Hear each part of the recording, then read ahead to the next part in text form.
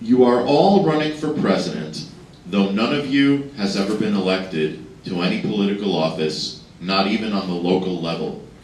Without that experience, why do you think you are qualified enough to run for the highest office in the nation? Mr. Chlapowski. When I look at the job they're doing, you think you can't do worse. So number one, I would say that I have a plan that's a solution and not just feeding the same problem. And so I don't see any originality, no new blood, no new thoughts into the system to correct the problems. And when you're looking at the magnitude of the problem and the crisis that we're in right now, we need creative, out-of-the-box thinking. And what I look at when I say internalize the cost of government, when you have the Federal Reserve basically absorb $5.1 trillion of debt from the real estate failings in the mortgage market, and you have them inheriting Alley Bank, which infuriates me when I see them advertising on TV, GM's financial arm. They're 75% owned by the government, and here they are again kicking subprime loans out for cars to stimulate the economy as far as the auto manufacturing sector to look like we're doing good. And it's monies, you know, that are just not really there. And so it's hard to do worse in this regard. Polarizing the country, you need to unite people, not divide them. And when I look at Obama go and cater to each special interest group, and each one of these is further subdividing the country and polarizing, you need a leader that unites. And I don't see any of these leaders uniting. I see them dividing. Mr. Cross. It's true that I am not a seasoned politician. I am a citizen candidate like other citizens of our society. The example of citizen, the best example of citizen candidates were the ones that were the initial founders of this great country. We had generals, we had farmers, we had scientists, and all sorts of inventors, other people, farmers, different ones. They weren't all lawyers and some accountants and whatever. You don't need to be a lawyer to be in Congress. You don't need to be a lawyer to be president.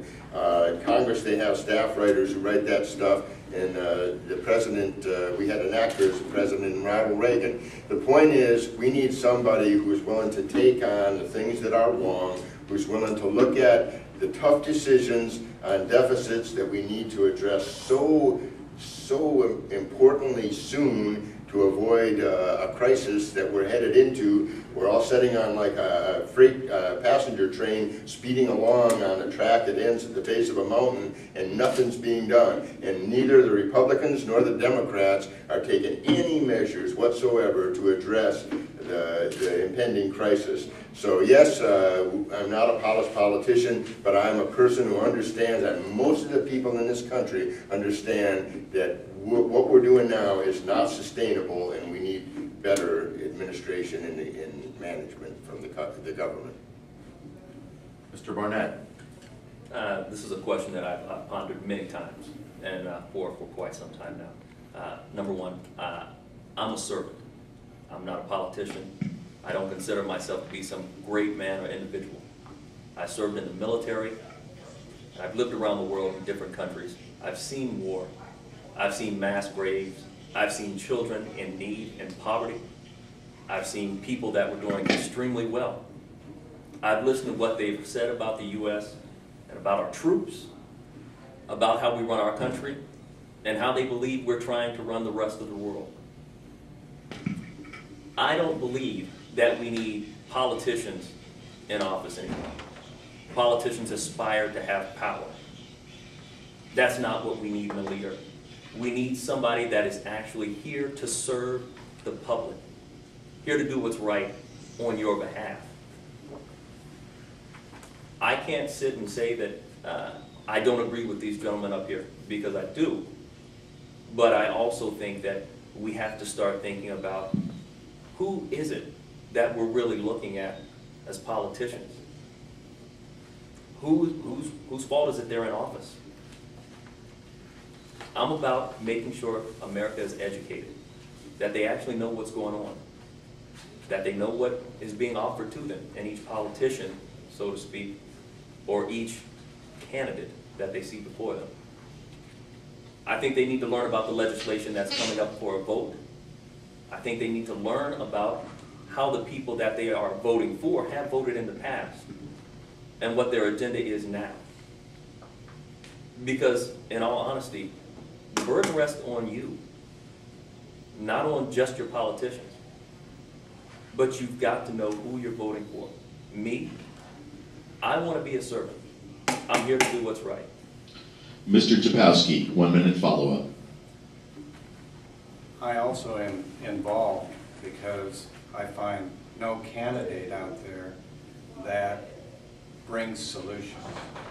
And I continually listen to these news reports, and if you're going to throw money into the economy, I know that if I put $670 billion into the economy as stimulus money and announce that immediately stocks in Asia go up. If I'm stimulating the American economy, why are stocks in Asia going up?